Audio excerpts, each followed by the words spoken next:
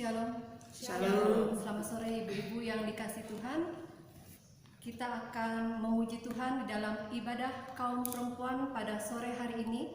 Dan saya mengajak kita memuji Tuhan dari pelengkap Kidung Jemaat nomor 13. Pelengkap Kidung Jemaat nomor 13. Kita masuk rumahnya, berkumpul menyembah kepadanya. Kita masuk rumahnya, berkumpul menyembah kepadanya. Kita masuk rumahnya, berkumpul menyembah kepada Kristus, menyembah Kristus Tuhan. Kita akan masuk dalam doa syukur dan doa pembacaan Alkitab. Mari kita berdoa. Tuhan Allah Bapa yang bertata dalam kerajaan surga yang Maha Kudus, Allah yang baik, Allah yang hidup, kudus-kuduslah Engkau di tempat yang maha tinggi. Kami bersyukur Tuhan kalau pada kesempatan sore hari ini kami kaum perempuan, kami beribadah kepadamu, kami hendak memuji dan memuliakan nama-Mu Tuhan. Bapa, terima kasih atas penyertaan Tuhan sepanjang hari lepas hari yang telah Tuhan berikan, baik kepada kami, keluarga kami, dan kami percaya bahwa apapun yang Tuhan berikan, Tuhan selalu memberikan kami kekuatan. Tuhan, pada kesempatan hari ini juga kami hendak mempelajari firman-Mu ya Tuhan. Kami mohon Tuhan perkenanan-Mu supaya kami dapat memahami isi firman-Mu, sehingga apa yang kami baca, kami dengar dan akan kami renungkan pada hari ini itu boleh menjadi kekuatan bagi kami semua. Kami juga berdoa Tuhan, kiranya Tuhan berkati juga hamba sebagai pembawa firman. Kiranya Bapa berkati hamba sehingga apa yang hamba sampaikan itu adalah keluar dari Engkau saja ya Tuhan. Hamba mohon penyertaan Bapa dari awal hingga akhir ibadah ini. Kami siap untuk mendengarkan firman-Mu. Terima kasih Tuhan. Amin. Ibu-ibu yang dikasih Tuhan, kita akan membuka Alkitab kita dari Matius 24 ayat 12. Matius 24 ayat 12. Beginilah firman Tuhan. Dan karena makin bertambahnya kedurhakaan, maka kasih kebanyakan orang akan menjadi dingin. Berbahagialah orang yang mendengarkan firman Tuhan dan yang mau melakukannya dalam hidupnya sehari-hari. Terpujilah nama Tuhan. Shalom. Shalom. Ibu-ibu pernah menginap di villa yang ada perapian? Pernah ya? Nah, kalau yang hobi camping ini biasanya juga Bu Tom nih pasti tahu namanya perapian. Kadang-kadang kan kalau malam kita bikin acara api unggun. Nah, saat kita berdiam, tahu arti berdiam? Ya, berdiam adalah kita berada dekat api unggun untuk menghangatkan badan, itu berdiam. Nah, saat kita berdiam, tentu saja yang kita rasakan adalah kehangatan. Tapi ada loh ibu-ibu yang dikasih Tuhan, ada orang yang sudah berada dekat perapian, tetapi dia tidak merasakan kehangatan. Yang dirasakannya hanya dingin aja. Nah, mau tahu orangnya ibu-ibu? Nanti ya saya akan ceritakan. Nah, hari ini saya mengutip dari majalah Time. Ada seorang profesor, dia mengakui bahwa Yesus dari Nazaret memiliki kehangatan manusia. Kasih Tuhan Yesus yang Tuhan Yesus tebarkan itu memberikan kehangatan yang luar biasa kepada setiap orang. Dan profesor itu menyebutkan bahwa Tuhan Yesus adalah seorang pejuang kemanusiaan dan seorang guru yang hebat. Nah, itu sebabnya saya menggambarkan kasih Allah adalah seperti api yang mampu menghangatkan kita semua. Nah, tadi saya berjanji akan memberikan contoh orang yang selalu kedinginan walaupun ada di dalam perapian. Saya mengambil contoh dari tokoh Alkitab, yaitu Yudas. Ibu-ibu yang dikasih Tuhan, kita tahu bahwa Yudas mendapat anugerah Tuhan untuk menjadi murid Yesus. Sama seperti murid Yesus lainnya, Yudas mendapat kesempatan untuk belajar secara langsung selama 3 tahun. Tinggal bersama Tuhan Yesus satu atap dan makan pun bisa jadi mereka satu meja. Mereka belajar tidak hanya secara teori ibu-ibu, tapi juga praktik langsung.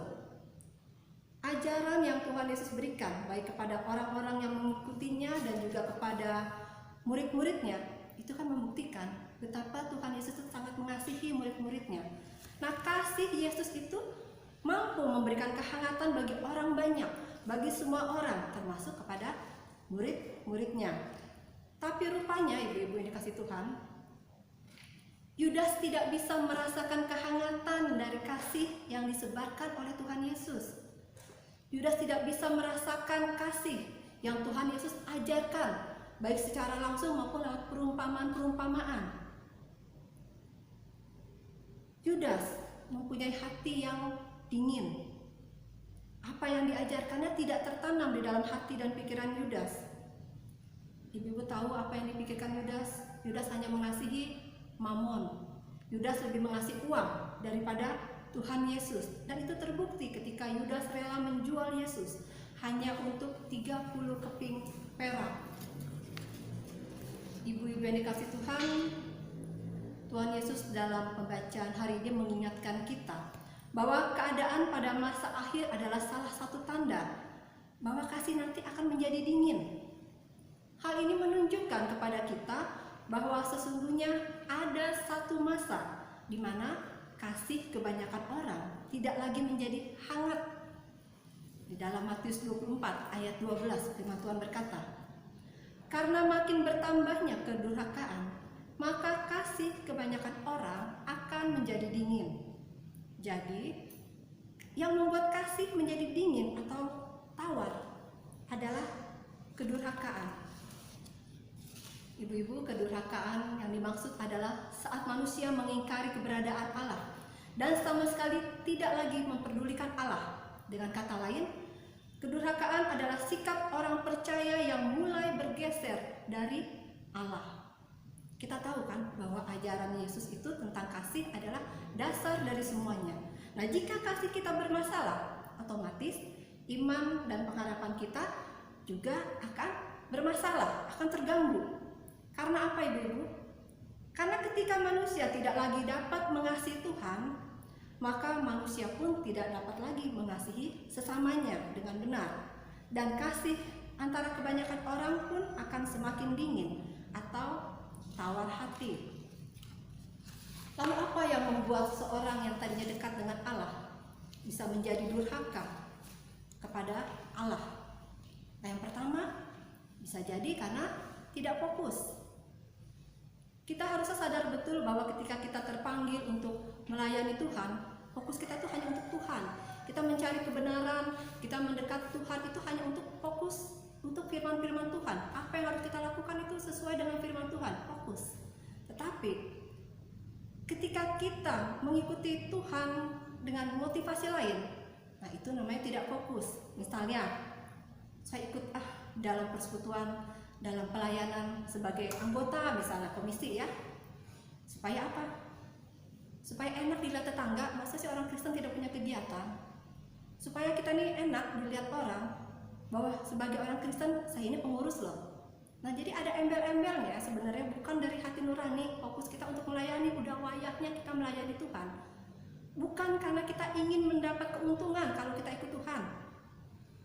Nah, Yudas pun saat itu tidak fokus. Karena yang dia inginkan adalah mengambil keuntungan dari jabatan dia mengikuti Yesus sebagai bendahara. Nah, disinilah ibu-ibu yang dikasih Tuhan, ketika kita tidak fokus mengikuti Yesus, hati kita akan menjadi dingin. Kedua, bisa jadi kita menjadi durhaka kepada Allah ketika kita bertubi-tubi mengalami masalah atau pencobaan. Kita tidak kuat.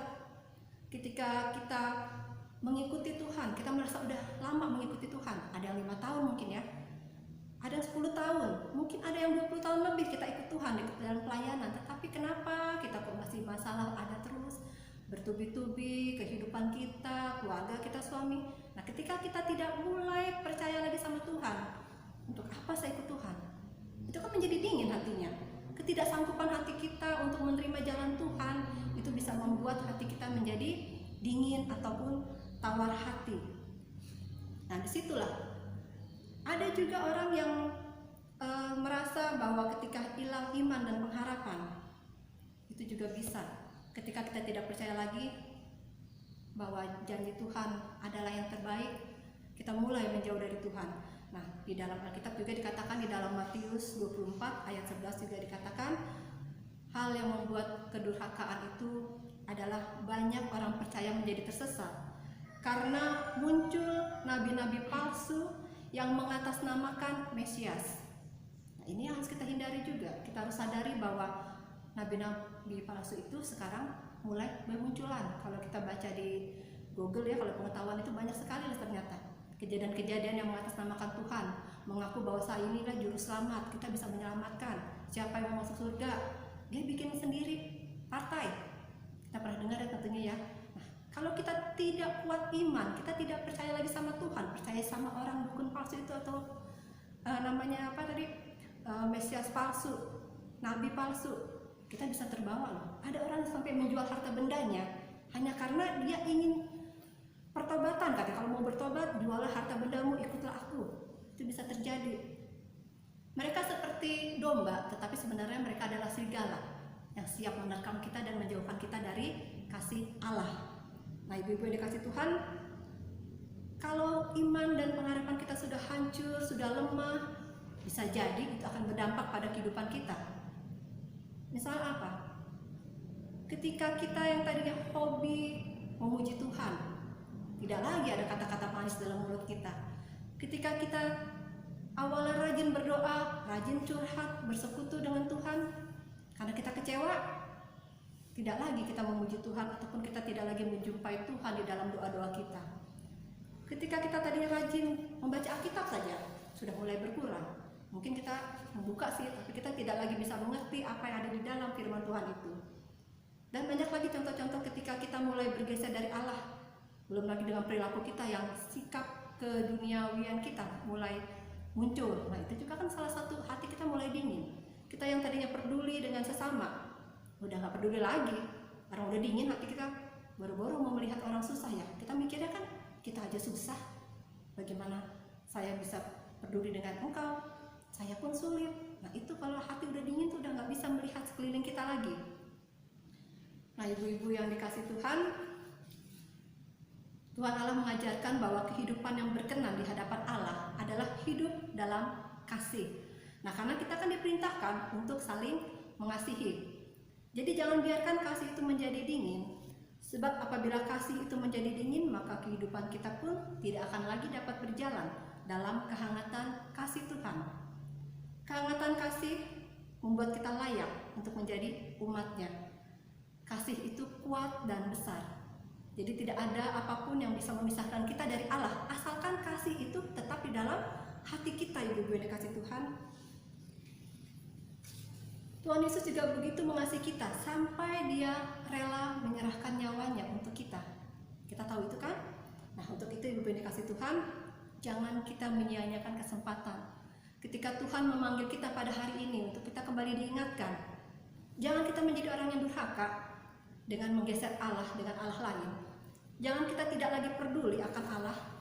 Jangan kita membuat hati kita menjadi dingin, apalagi beku. Jangan sampai kita meninggalkan Tuhan untuk nabi-nabi lain. Nah, bagaimana kita cara merawat hati? Tentu saja dengan back to Bible atau kembali kepada firman Tuhan. Kita fokus kepada ajaran Tuhan. Kita fokus kepada apa yang dikatakan oleh firman Tuhan. Karena melalui firman Tuhan, kita dapat menjalin hubungan yang akrab dengan Tuhan dan sama kita. Melalui firman Tuhan juga kita akan dikuatkan dan kita dapat menjaga hati dari pengaruh-pengaruh iblis yang akan mengganggu kita. Hanya firman Tuhan, ibu-ibu yang dikasih Tuhan, yang mampu menjadi perapian yang akan menghangatkan hati kita. Ibu-ibu yang dikasih Tuhan, mari kita rawat kehangatan kasih kita kepada Tuhan dan sesama kita dengan rajin dan setia berdiam di samping nyala api firman-Nya. Amin.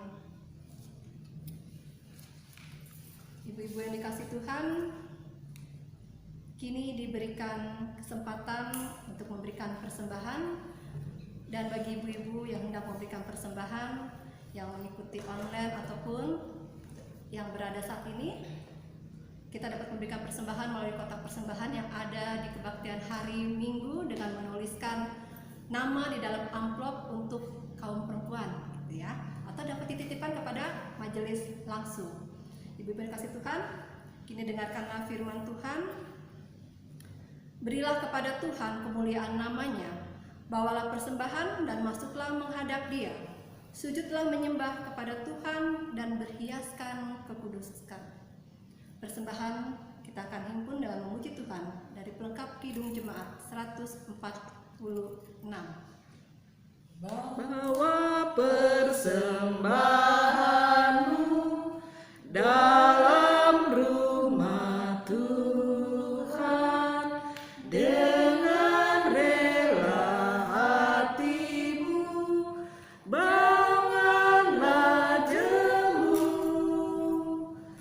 Bawa persembahanmu, bawa dengan suka, bawa persembahanmu, tanda sukacitamu, bawa persembahanmu, ucaplah syukur. Untuk doa persembahan dan doa syafaat, saya persilakan Ibu Rosta.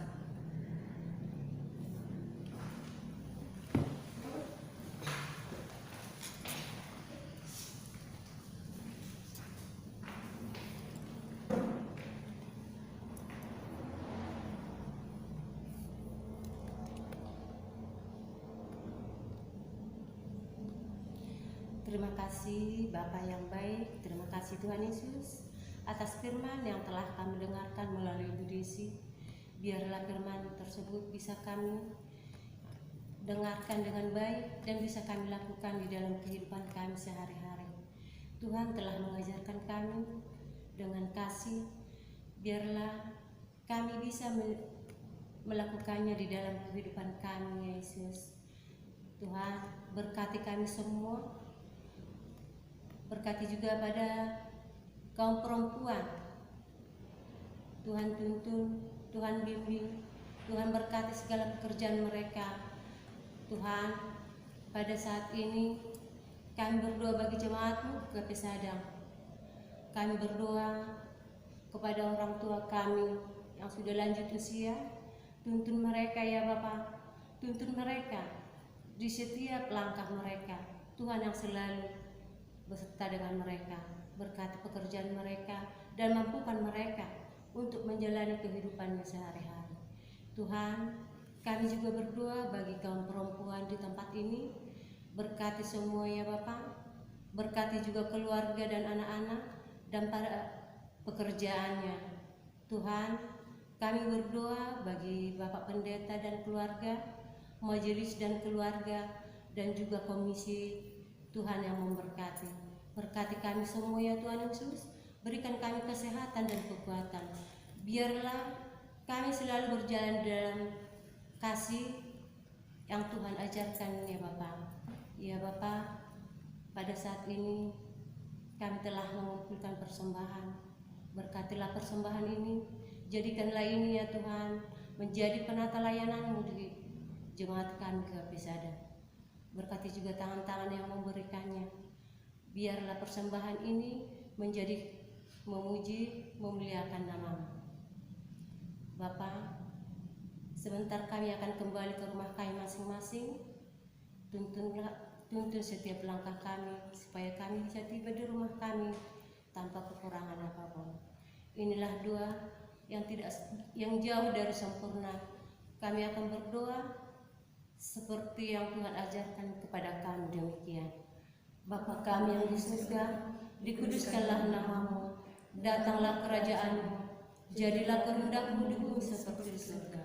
Berikanlah kami pada hari ini makanan kami yang secukupnya, dan ampunilah kami atas kesalahan kami, seperti kami juga mengampuni orang yang bersalah kepada kami. Dan janganlah membawa kami ke dalam percobaan, tetapi lepaskanlah kami daripada yang jahat. Karena Engkau yang punya kerajaan, dan kuasa, dan kemuliaan sampai selama-lamanya. Amin.